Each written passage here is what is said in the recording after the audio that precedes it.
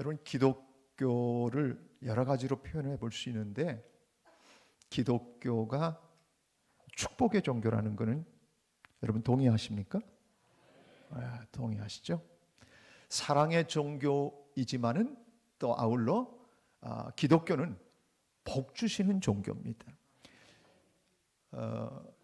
너무 지나치게 자기 욕심만을 추구하고 살아가는 그런 경우는 기복이라고 얘기하는데, 그러나 성경을 통해서 보면 하나님은 복 주시기를 기뻐하신다는 것을 알게 됩니다. 성경을 찬찬히 들여다보면 가장 먼저 하나님께서 믿음의 조상 아브라함을 부르셨어요. 아브라함을 부르시고 나서 그를 축복해 주시는 장면이 창세기 12장에 나옵니다. 근데 창세기 12장을 볼 것 같으면 하나님이 아브라함을 부르셔서 이렇게 말씀하십니다. 여호와께서 아브라함에게 이르시되 너는 너의 고향과 친척과 아버지 집을 떠나 내가 내게 보여줄 땅으로 가라. 그리고 나서 내가 너로 큰 민족을 이루고 네게 복을 주어 내 이름을 창대하게 하리니 너는 복이 될지라. 그 다음에 너를 축복하는 자에게는 내가 복을 내리고 너를 저주하는 자에게는 내가 저주하리니 땅의 모든 족속이 너로 말미암아 복을 얻을 것이라. 그러니까 아브라함을 하나님이 부르셨는데 부르신 이유가 거기 딱 나옵니다. 복 주시려고 부르셨다는 거예요. 여러분, 아브라함뿐만이 아니라 오늘 나를 부르셨어요. 나를 왜 부르셨을까요? 저는 좋은 목사라 앞에 정답을 다 미리 말씀을 드립니다. 다시 한번 질문하겠습니다. 하나님이 우리를 왜 부르셨어요? 복 주시려고. 하늘의 영원한 복과 이 땅의 복을 우리에게 풍성히 주시려고 부르신 줄로 믿습니다. 그러니까 복 받아야 하는 거고 복 주실 그 하나님께 복을 구하는 것이 마땅한 우리의 본분인 줄로 믿습니다. 오늘 구약시대는 이스라엘 백성들에게 하나님의 사역을 감당하는 두 부류의 사람들이 있었습니다. 전체 기름을 붓는 하나님이 구별하시는 사람들은 세 사람이에요. 왕. 근데 왕은 다른 권세는 없었어요. 근데 하나님의 뜻을 헤아리고 하나님의 말씀을 가지고 하나님이 주시는 신탁을 가지고 이스라엘 백성들에게 다가와 그들에게 하나님의 뜻을 선포하고 하나님의 말씀을 대신해서 대언하는 사람이 선지자였습니다. 구별된 사람들이고 이 사람들에게는 기름을 부었습니다. 그런데 하나님으로부터 오는 사람이 바로 선지자라고 하면 사람들 편에서 하나님께로 나아가는 사람이 있었습니다.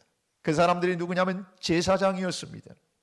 제사장들은 하나님과 이스라엘 백성들 사이에 죄로 인해 막힌 문제, 하나님과 화목되지 못한 문제를 가지고 있으면 그 문제를 대신 부여안고 그리고 제물을 드리면서 하나님 앞에 제사를 통해서 하나님과 이스라엘 백성들 사이를 다시 연결해 주는 작업을 하는, 그러니까 사람들로부터 하나님께로 다가가는 사람이 바로 제사장이고 하나님으로부터 사람들에게 오는 사람들이 선지자였습니다. 오늘 본문은 제사장들에 관한 이야기입니다. 제사장들에게 특별히 오늘 본문 22절 보면 여호와께서 모세에게 말씀하여 이르시되, 모세를 직접 불러서 하나님께서 말씀을 하셨습니다. 뭐라고 말씀하셨냐면 아론과 그의 아들들에게 말해라, 이렇게 말해라. 아론과 그의 아들들에게 말하여. 이들이 누구냐면 제사장의 일을 하는 사람들입니다. 모세는 제사장이 아니었습니다. 그 형님 아론과 그의 아들들이 대대로 제사장직을 감당했습니다. 그래서 아론과 그의 아들들에게 이렇게 말하라고 했습니다. 무슨 말? 너희는 이스라엘 자손을 위하여 이렇게 축복하라. 이렇게 축복하라라고 얘기를 했습니다. 제사장들이 해야 되는 일은 이스라엘 백성들의 죄를 가지고 하나님 앞에 나아가는 속죄 사역, 용서를 받게 하기 위해서 제사를 드리는 속죄 사역과 또 하나 사역이 있었는데 그 큰 사역이 뭐냐면 백성들을 축복하는 사역이었습니다. 축복하는 사역. 그래서 이렇게 축복하라고 아예 정확하게 하나님께서 일러주십니다. 그러니까 너희들은 이렇게 축복하라. 근데 오늘 본문을 보면서 특별히 27절에 가보면 이 결론을 이렇게 내려주십니다. 그들은, 여기서 그들은이라고 하는 것은 제사장들을 얘기하는 거예요. 아론과 그 아들들을 얘기하는 거예요. 그들은 이같이 누구 이름으로? 내 이름으로 이스라엘 자손에게 축복할 건데, 축복한다. 그런데 그렇게 하면, 축복하면 내가 그들에게 어떻게 한다고요? 복을 주리라. 그러니까 제사장들은 축복하고, 축복하면 그 축복에 대해서 열매를 맺고 결실을 맺고 결과를 얻게 하는 나는 그 복을 너희들이 축복한 대로 그대로 내가 복을 주겠다 그러신 거예요. 아니, 복을 주겠다고 하는데 아멘이 그 정도 해서 됩니까? 복을 주겠다 얘기하시는 거예요. 제사장은 해야 될 일이 그냥 축복하는 일이에요. 이렇게 축복하면 그러면 내가 복을 주겠다는 거예요. 여러분, 하나님이 여러분 복 주신 거에 대해서 여러분 잘 깨달을 수 있나요? 하나님이 나 자신에게 엄청난 복을 주셨는데 이 복을 이게 하나님이 준 건지 부모가 준 건지 내가 노력해서 된 건지 이거 잘 몰라요. 그러니까 하나님이 뭐라고 얘기하시냐면 제사장들한테 이렇게 가르쳐줘요. 이렇게 너희들이 축도하는, 이게 구약의 축도예요. 제사장들이 이스라엘 백성들을 축복하는 축원의 기도를 할 수 있는 축도, 이 내용이 바로 오늘 본문이거든요. 이렇게 축복하고 기도하면 그러면 내가 너희들에게 이렇게 복 준다. 그러니까 다시 말해서 제사장들이 축복하고 하나님은 복 주시고, 제사장들이 입을 열어 복을 빌어주면 하나님은 그 복을 그냥 주시고. 그러니까 하나님이 사람을 통해서 복을 선포하게 하고 복은 당신이 주시는 거예요. 그렇게 사람을 통해서 복을 빌 때에 하나님이 주시면 아하, 주의 이름으로, 하나님의 이름으로 저렇게 축복했을 때 축복이 나에게 오는 것이구나 사람들이 알 수 있도록 하나님이 사람의 입을 통해서 축복하게 하셨어요. 하나님이 얼마든지 당신 혼자서 복 주실 수 있어요.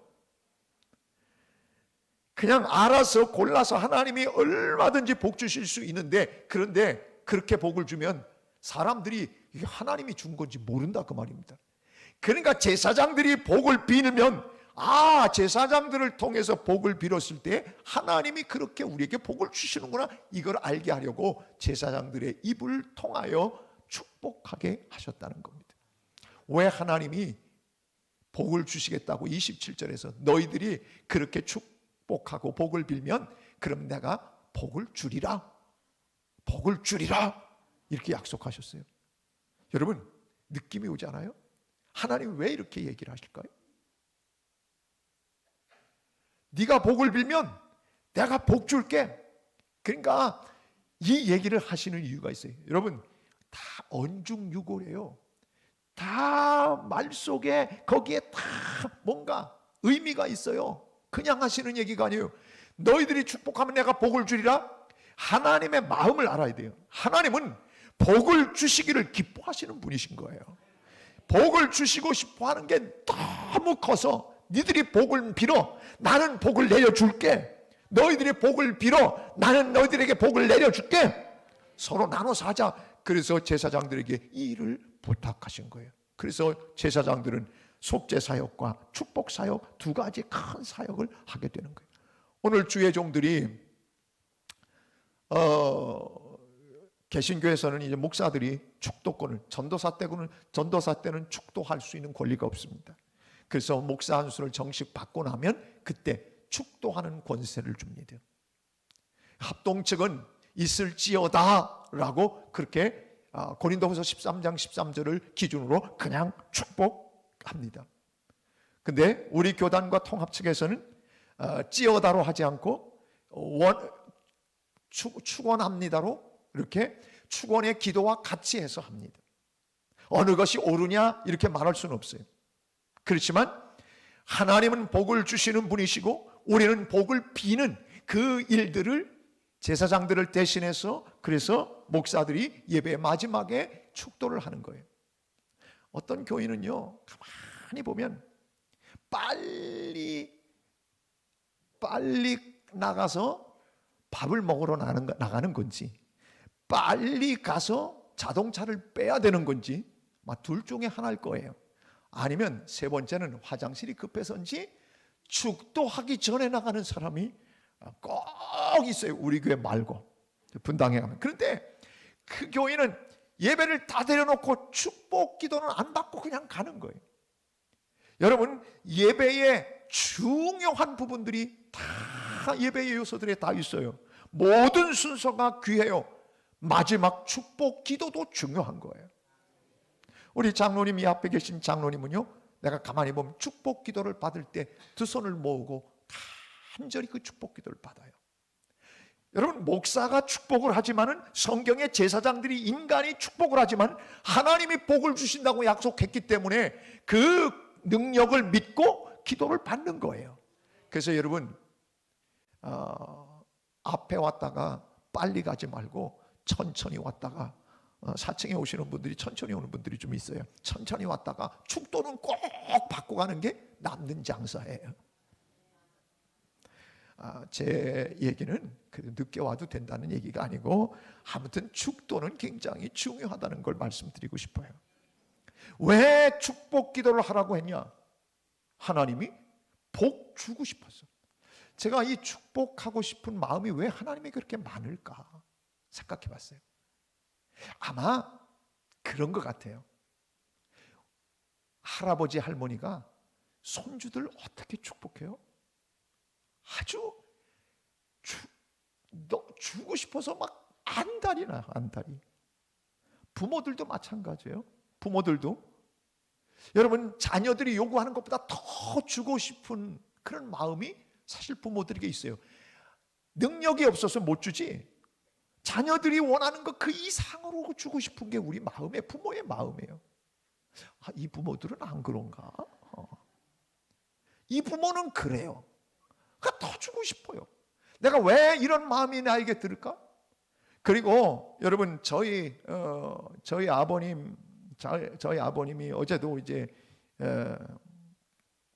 93세신데, 근데 저희 아버님이 예배를 인도하시면서 항상 보면 명절 때 자주 이렇게 쓰는, 그리고 자주 읽는 본문이 있어요. 출애굽기 20장 10계명에 관한 얘기예요. 10계명. 내가 딱 어저께 그랬어요. 출애굽기 20장 할 거죠? 나 딱 물어봤을 때 딱 출애굽기 20장 또 하시더라고요. 왜 그러냐면 거기 복 받는 비결, 하나님을 잘 섬기고 그리고 사람들을 잘 대하게 되어지면 하나님이 주신다고 하는 복이 거기에 다 담겨 있어요. 그러니까 우리 아버님은 자녀들에게 이 복을 받는 주인공들이 되기를 원해서 그 말씀을 늘 주시는 거예요. 사랑하는 여러분, 하나님 아버지의 마음이 우리 자녀들, 믿음의 자녀들인 우리를 너무너무 축복해 주고 싶은 마음이 오늘 본문에 아주 구구절절히 배어 있어요. 너희가 그렇게 축복하면 내가 복을 내리리라. 하나님의 마음이에요. 그러니까 여러분은 뭘 해야 되냐면 하나님 앞에 복을 달라고 마음껏 기도하세요. 미안하시네요. 마음껏 기도하세요. 왜? 아니, 하나님은 복 주시기를 원하시는 하나님이신 걸 성경에 증명해 주고 있잖아요. 아브라함을 불렀을 때부터도 복 주시려고 불렀고, 너는 복이 될지라. 너를 축복하는 사람 내가 복 줄 거고, 너를 저주하면 내가 저주를 낼 거다. 얼마나 하나님이 우리를 복덩어리로 만들고 싶으셨냐. 아브라함을 부를 때 그렇게 하셨고, 계속해서 이스라엘 백성들을 사랑하고 복 주시려고 오늘 제사장들을 통해 축복하도록 그렇게 했어요. 오늘도 일부 예배가 끝나고 나서 우리 유춘식 장로님네 손주들이 둘, 지우와 하나 데리고 엄마 아빠가 기도받으러 왔어요. 초하루라고 이 아이들 기도해 주세요. 기도해 준 지요 2주밖에 안 됐어요. 근데 또 기도를 받으러 온 거예요. 잘한 거예요? 잘한 거예요? 엄청 잘한 거예요.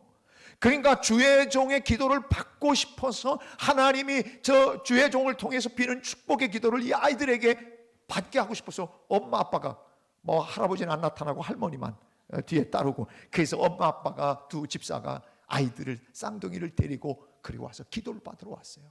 제가 이 아이들을 쳐다보면서 근데요, 아유, 얼마나 이쁜지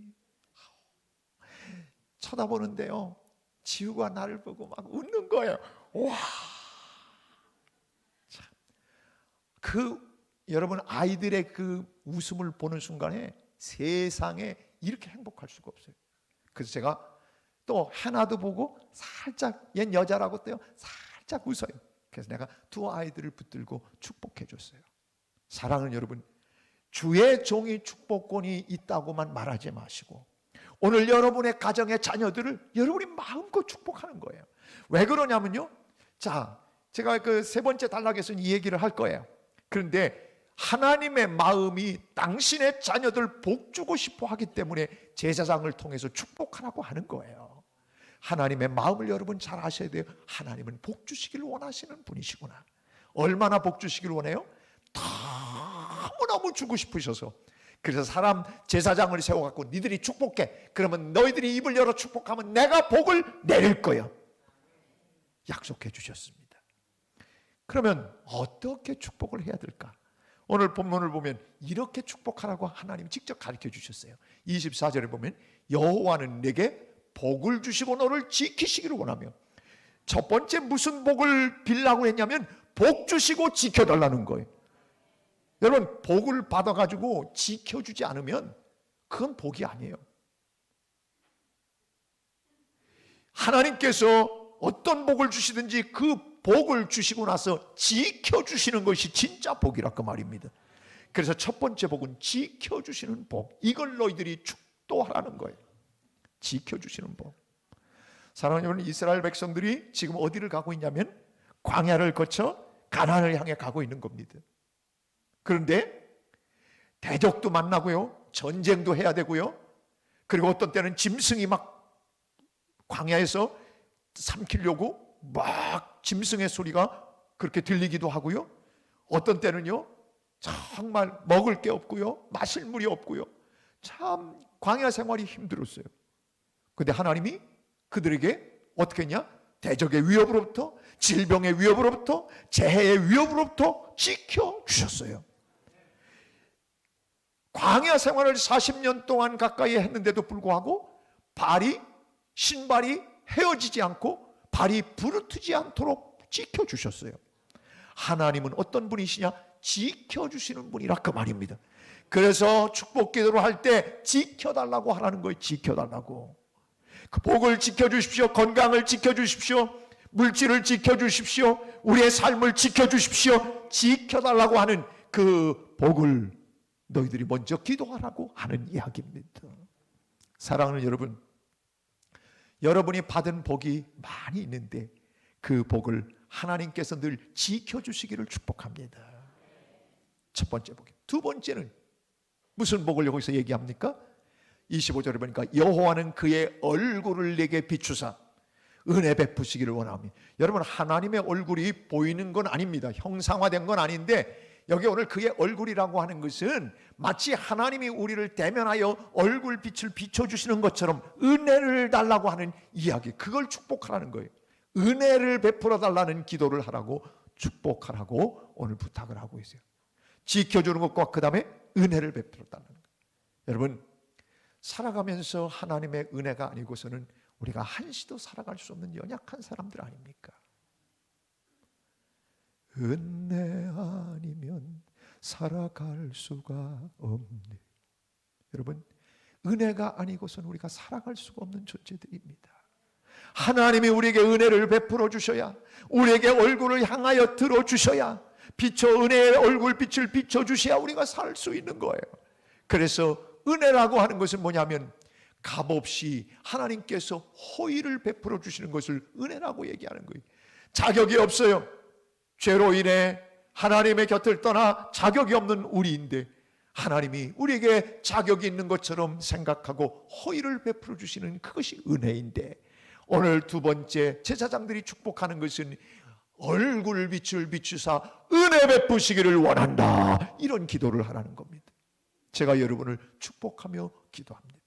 사랑하는 여러분, 여러분에게 주의 얼굴빛을 비춰주셔서 여러분에게 은혜 베풀어 주시기를 원합니다. 두 번째 기도.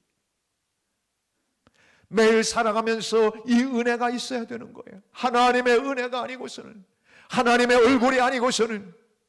그래서 창세기 32장에 보면 야곱은 하나님의 얼굴을 경험하게 되어집니다. 야복강 나루터에서 천사와 씨름하면서 기도하다가 하나님의 얼굴을 뵙게 되는 은혜를 누려서 그곳을 브니엘이라고 명명합니다. 하나님의 얼굴을 배웠다. 사랑하는 여러분, 하나님의 얼굴이 눈앞에 나타나는 건 아니지만 우리의 삶 가운데 지금껏 베풀어 주신 것도 하나님의 은혜이고 앞으로 살아갈 날도 하나님의 은혜인 줄로 믿습니다. 하나님의 은혜를 구하라는 것, 그걸 축복해 주라는 거예요. 세 번째, 오늘 본문 26절에는 또 하나의 기도의 내용이 나옵니다. 무슨 기도입니까? 여호와는 그 얼굴을 내게로 향하여 드사, 하나님의 얼굴이 다른 데로 향하는 것이 아니고 우리에게로 향하여 드사 평강 주시기를 원하노라. 세 번째 축도는 평강을 위해서 기도하라는 겁니다. 사랑하는 여러분, 하나님이 내 안에 계시면, 하나님이 우리에게 다가오시면, 하나님이 우리를 붙들고 계시면 우리에게는 샬롬, 평안이 생깁니다.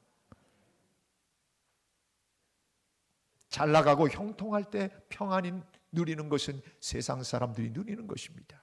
그러나 하나님의 사람들은 잘 될 때도 하나님이 주시는 평안함이 있고 잘 안 될 때도 하나님이 주시는 평안함이 있어요. 왜? 합력하여 선을 이루실 것을 분명히 믿기 때문에. 합력하여 선을 이루실 것을 분명히 믿기 때문에. 어떤 때는 질병, 어떤 때는 고통이 눈앞에 놓여져요. 그래도 우리는 마음이 평안해요. 그래서 벤자민 슈몰크가 자녀들을 지중해서 잃어버리고 그리고 대화재로 부동산 다 날리고 그런데도 불구하고 내 영혼 평안하, 내 영혼 평안해, 내 영혼 평안해, 그렇게 찬양할 수 있었던 거 아닙니까? 주님이 함께 하시면 걱정과 근심이 변하여 찬송이 되는 줄로 믿습니다. 이게 여호와 샬롬입니다. 하나님이 내 안에 계시면 내 걱정과 두려움, 내 염려가 사라져 그리고 나의 고통과 슬픔이 변하여 노래가 되어지고 간증이 되는 것입니다. 이게 하나님의 샬롬입니다. 제사장들 보고 하나님의 샬롬을 축복하고 기도하라는 것입니다. 오늘 여러분 이 설 명절에 제가 여러분을 위하여 축복합니다. 하나님이 여러분의 삶에 평강 주시기를 원합니다. 그런데 이렇게 평강 주시고 세 가지입니다.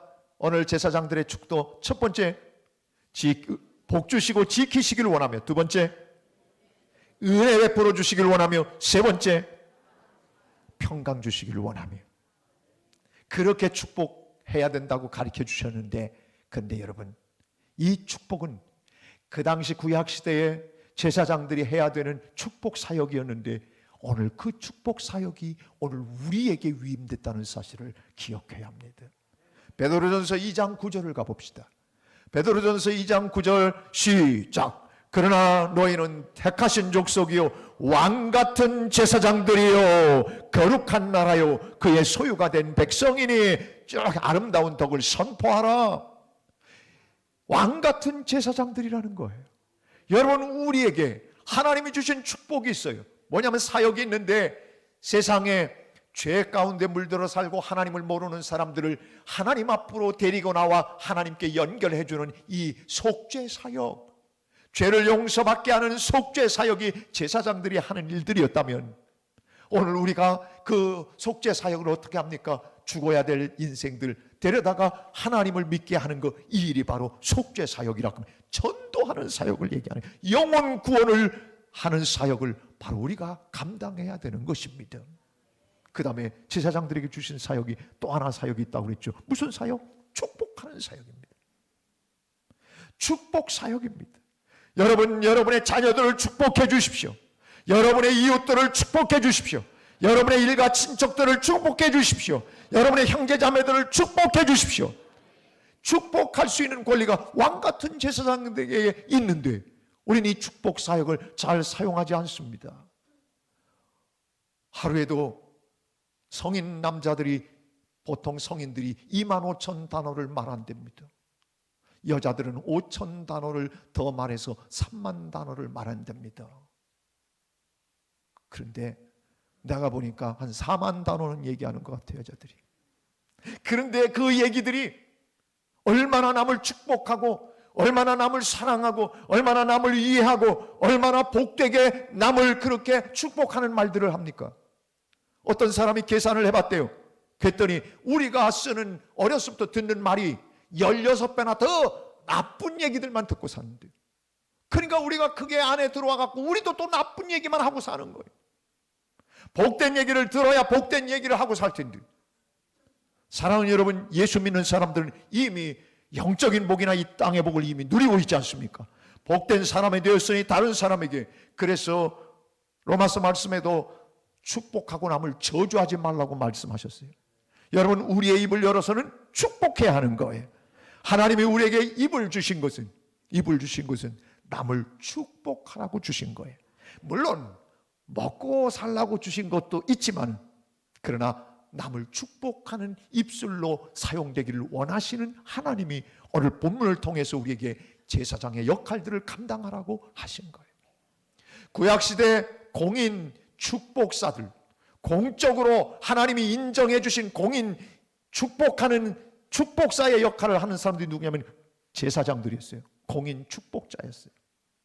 오늘 이 시대에, 신약시대에 우리는 어떻게 됐어요? 예수 그리스도로 말미암아 우리는 왕같은 제사장들이 됐어요. 그래서 우리는 예수님이 이 땅에 오셨을 때, 그래서 비판하고 남을 헤아리지 말고 너희들은 남을 축복하라, 원수까지도 위해 기도하라, 이런 말씀들을 들려주셨어요. 왜? 우리가 축복, 하나님의 축복을 하는 사람들로 이 땅에 축복 사역을 해야 되기 때문에 그런 거예요. 여러분 자신들의 언어를 한번 생각해 보십시오. 나는 얼마나 많은 축복을 하고 사는가. 뭐 재밌는 이 이야기이기도 합니다만은, 어떤 사람이 노랫말 따라가는 가수 운명이라는 그런 글을 썼어요. 노랫말을 따라 운명이 바뀌는 그런 가수들, 이 얘기인데요. 여러분, 유명한 산장의 여인을 부른 권혜경 씨는요, 그 노래 가사가 아무도 날 찾는 이 없는 외로운 이 산장에 뭐 그렇게 단풍잎만 차곡차곡 떨어져 쌓여 있네. 그리고 나서 병들어 쓰라린 가슴을 부여안고, 가사가 그게 나와요. 병들어 쓰라린 가슴을 부여안고 나 홀로 재생의 길을 찾으며 외로이 살아가네. 너무 옛날 노래라 내가 다 몰라요. 그런데 이 노래를 부른 권혜경이라고 하는 가수는요, 이 산장의 여인으로 일약 스타가 된 거예요. 2년 만에 대스타가 됐어요. 그런데 여러분, 병들어 쓰라린 가슴을 부여안고 이렇게 됐는데, 불과 2년 뒤에 28살 나이에 그는 심장 판막증이 걸립니다. 그리고 후두암까지 걸립니다. 병들어 쓰라린 가슴을 안고, 이걸 그렇게 많이 불러요. 근데 사실은 이 권혜경이라는 가수는요, 남부러울 것이 없는 그런 집안에서 유복한 딸이었어요. 그래갖고 작사가인 반야월 선생을 찾아가서 왜 그렇게 하필 내게 슬픈 노래 가사를 줬냐고, 그러고 이야기를 했다는 그런 얘기가 전해 내려옵니다. 찬바람이 싸늘하게 얼굴을 스치면 너의 두 뺨이 몹시도 그리웠구나. 이 노래를 부른 차중락이라고 하는 사람은 낙엽이 지는 그 노래를 했는데, 낙엽 지는 11월에 32살 젊은 나이로 생을 마감합니다. 여러분, 비에 젖어 한숨 짓는 사나이가, 외로운 사나이가 서글피 찾아왔다 울고 가는 삼각지를 부른 배호라고 하는 가수는 29살에 요절하고 맙니다. 내 곁을 떠나가던 날 가슴에 품었던 분홍빛의 수많은 추억들이 푸르게 바래졌소 라고 하는 노래를 부른 천재음악가 유재하는 불과 25 나이에 세상을 떠납니다. 하늘의 편지를 써 서지원이라고 하는 이 가수는 20살 나이에 세상과 이별을 합니다. 그런데 언젠가 제가 간증도 했는데 쨍하고 해뜰 날 돌아온단다. 이 가사를, 이 노래를 죽창 불러댄 송대관 씨는, 송대관 집사지만은 송대관 씨는 진짜 인생에 해가 떠가지고 쨍하고 해뜰 날 같은 인생을 걸어가는 존재가 되었답니다. 저희 아버님은 제가 중학교 때 가요는 절대 못 따라 부르게 하셨어요. 근데 딱 한 곡만 허락을 해줬어요. 쨍하고 해뜰 날 돌아온다. 이거 난 그냥 중학교 때 다 외우고 다녔어요. 우리 아버님이 딱 하나 허락한 이게 가사가 너무 좋다는 거예요. 사랑하는 여러분, 우리의 삶 가운데 이 긍정적이고 복을 비는 이야기들을 우리가 수없이 하고 살면 우리의 삶도 행복할 뿐만 아니라 다른 사람들의 삶도 행복하게 해주는 거예요. 어떤 아내가 자신은 교회 나가고 남편은 교회 안 나갔습니다. 그래갖고 맨날 교회 가자고 졸라댔는데 남편이 하도 복가되니까, 그러니까 교회에 알았다고, 이번 주일은 내가 꼭 간다고 그랬대. 그런데 이놈의 남자가 토요일날 술을 퍼마시고 그리고 주일날 새벽에 들어왔대요. 아내가 철석같이 교회 나가겠다고 약속했는데 너무 부하통이 나가지고, 그런데도 불구하고 이 남자가 약속을 지킨다고 따라왔대요. 주일날 술이 아직 덜 깼는데. 그런데 따라와가지고 교회 갔다 오는 아내를 이 남편이 달래주려고, 그래서 그 당시 벌써 한참 됐는데 운전 연수를 시켜주면 이 아내의 좀 마음을 저거 할까봐 운전 연수를 시켜주기 시작했대요. 그러려고 운전 연수 시켜주려고 차가 멀리는데 그 차를 가질러 잘 갔다 온다고 막 가는데 술도 약간 취한 김에 그냥 무단횡단을 그냥 해버린 거예요. 사고 안 났어요, 여러분. 걱정하지 마세요. 그런데 무단횡단을 하는데 트럭 운전사가 깜짝 무단횡단하는 이 남자를 보고서는 창문을 열고 이 바보 멍청이 머저리 쪼다, 야, 똑바로 좀 걸어, 똑바로 좀 길을 가라고 야단을 쳤습니다. 그 아내가 자기 남편이 하도 욕을 얻어먹으니까 자기도 배가 불러가지고, 그래서 그 남자를 보고 당신 아는 사람이에요? 아니 몰라. 근데 어쩜 당신을 그렇게 잘 알아요? 그러고서는 한마디 한 거예요. 너무 부하통이 터져가지고. 그 남편이 연수를 해준다고 그러다가 여기 기분이 나쁘잖아요. 그래서 연수하다 말고 이러고서는 창밖으로 이렇게 보면서 강아지가 지나가는데 당신 친척 지나간다, 인사 좀 하지 그래. 그 되받은 거예요. 그러니까 차에 타고 있던 이 아내가 안녕하세요 큰아주버님, 그러고서 인사를 했답니다. 참 우리가 살아가는 게요, 이 입술 가지고 얼마든지 축복할 수 있고 얼마든지 좋게 얘기할 수 있는데, 아니 그 남자가 그 다음에 교회를 나갔겠어요? 완전히. 아니 교회에 나왔으면 그거야, 술 먹고라도 따라 나온 게 너무너무 이뻐서 여보 당신 정말 그래도 술 먹고도 이렇게 교회를 간다는 건 진짜 잘한 거야. 그리고서 잘 달게 해줄 일이지. 그래가지고 된통해가지고 그런 사단이 났다고 그래요.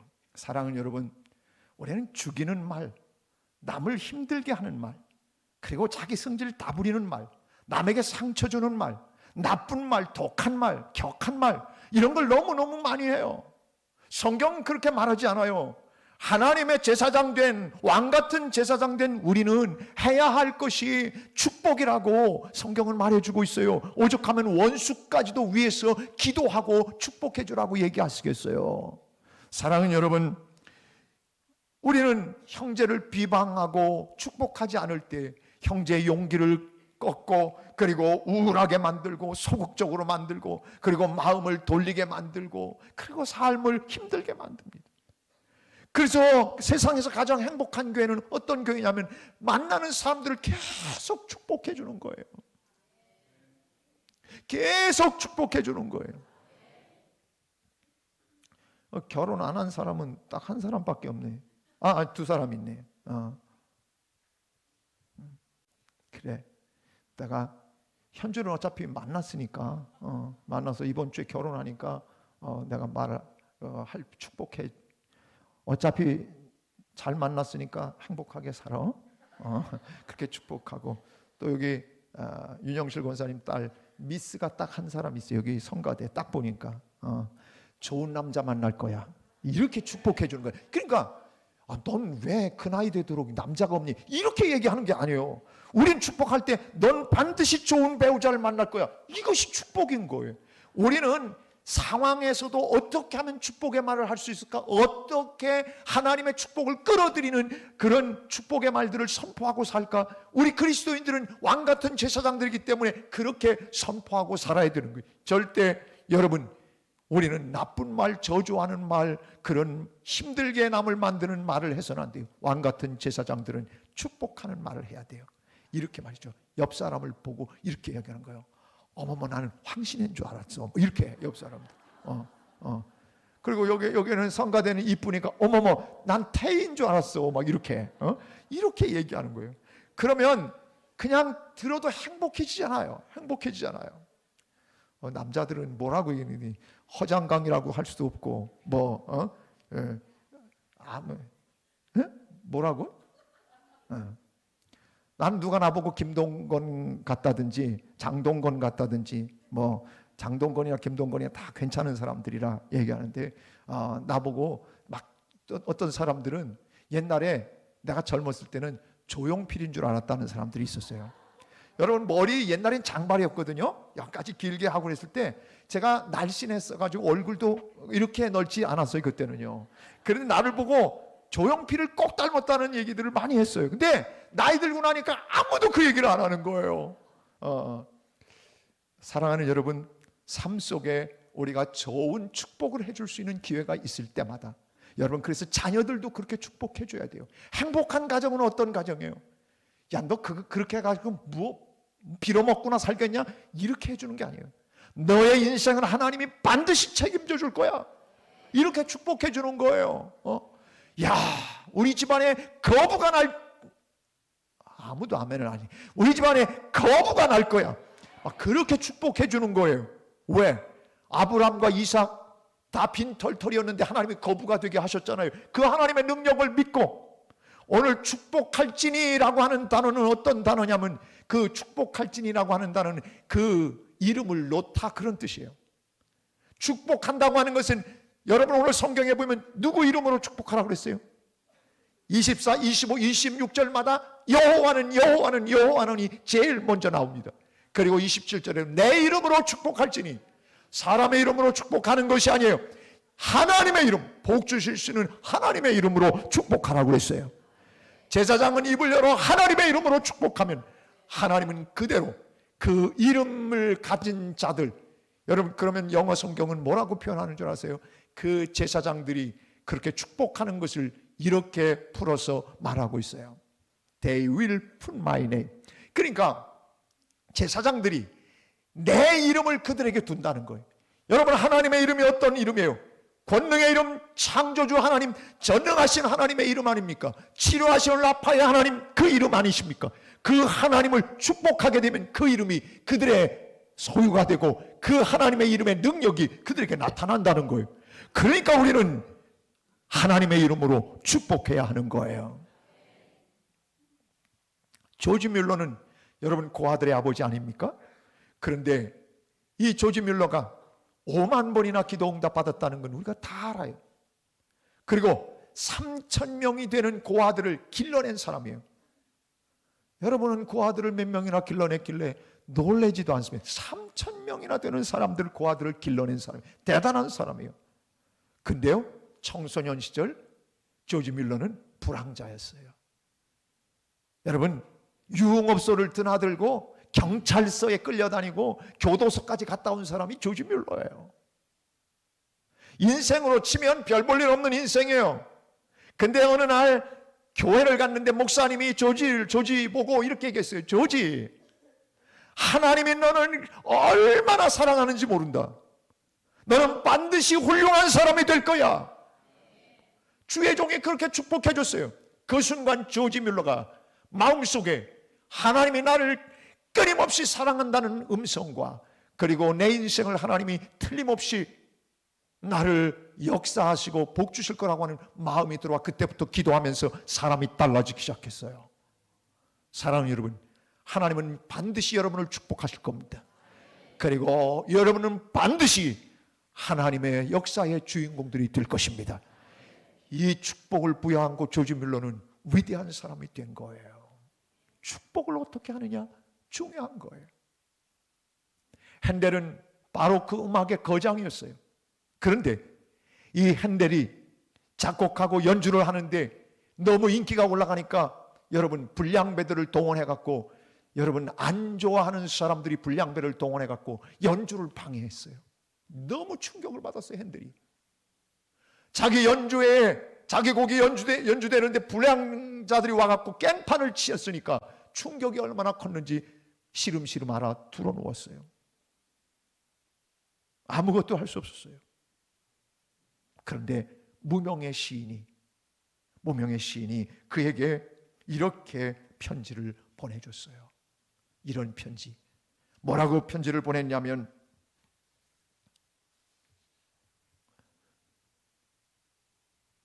예수 그리스도는 실로 사람들에게 버림바 되었으나 하나님이 그를 다시 살리시고 영원한 이름을 그에게 주신 줄로 믿습니다. 그래서 시인이 그 시를 써서 그 성경 구절을 핸델에게 보낸 거예요. 무명의 시인, 너무너무 충격 가운데 쓰러져 시름시름 앓던 이 사람이 예수님도 실로 버림받았다가 다시 부활하셔서 영원한 그 영광 중에 들어가셨다는 이 사실이 마음에 믿어졌어요. 그리고 나서는 힘을 얻기 시작했어요. 무명의 시인의 그 한 줄 편지 때문에 다시 일어나서 23일 동안 그가 끊임없이 기도하면서 써내려간 게 핸델의 메시아라고는 귀한 작품 나왔어요. 메시아가 그냥 탄생한 게 아니에요. 한 사람의 무명의 시인이 축복함을 통해 좌절해 있던 핸델을 다시 일으켜 세워준 거예요. 사랑하는 여러분, 오늘 우리는 이 땅의 수많은 사람들을 축복하는 왕 같은 제사장들로 부름을 받았다는 사실을 오늘 기억하시기를 바랍니다. 마음껏 자녀들을 축복해 주십시오. 그래서 유대인들은 어떻게 축복하는 줄 아십니까? 오늘 일부에도 서울대 의전원을 다니는 우리 정정란 권사님 딸이 이 치과 시험을 잘 봤다고 그래요. 올해 이제 치과 의사가 될 텐데, 근데 앞에다가 그런 거예요. 앞에다 그러게 훌륭한 치과 의사 정지수. 어렸을 때부터 그렇게 그 사람의 꿈을 붙여서 이름을 불러줬대요. 예를 들어 어렸을 때부터 전 목사가 된다고 그랬어요. 훌륭한 목사 될 헌선아, 이렇게 불러줬다는 거예요. 유대인들은 앞에 그의 꿈을 담아서 이름을 불러준대요.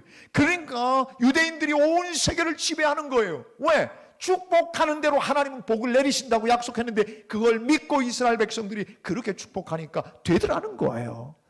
사랑하는 여러분, 우리는 오늘도 공인된 축복사입니다. 과거에 구약의 제사장들이 했던 이 귀한 일을 오늘 이 시대를 걸어가는 우리가 공인된 왕같은 제사장이 되어 이 세상의 축복을 선포하고 살아가는 주인공들로 우리를 불러주셨습니다. 그리고 우리를 축복의 주인공, 복덩어리가 되도록 우리를 불러주셨습니다. 오늘 내가 해야 할 일은 축복사입니다. 하나님이 공인으로 인정하신 공인 축복사입니다. 그래서 우리는 주변 사람들을 수없이 축복하며 당신은 올해도 하나님의 은혜 가운데 평강할 거야. 당신 하나님이 지켜주실 거야. 샬롬, 평강을 주실 거야. 하나님의 은혜를 주실 거야. 그러면서 축복하는 아름다운 역사. 그래서 여러분 때문에 주변 사람들이 복을 얻는 귀중한 역사에 하나님 복 내리시는 그 역사의 주인공들로 여러분이 쓰임받게 되기를 원합니다. 옆 사람을 다시 한번 축복해 줍니다. 하나님이 지켜주시고 은혜 베푸시고 평강 주시기를 원합니다.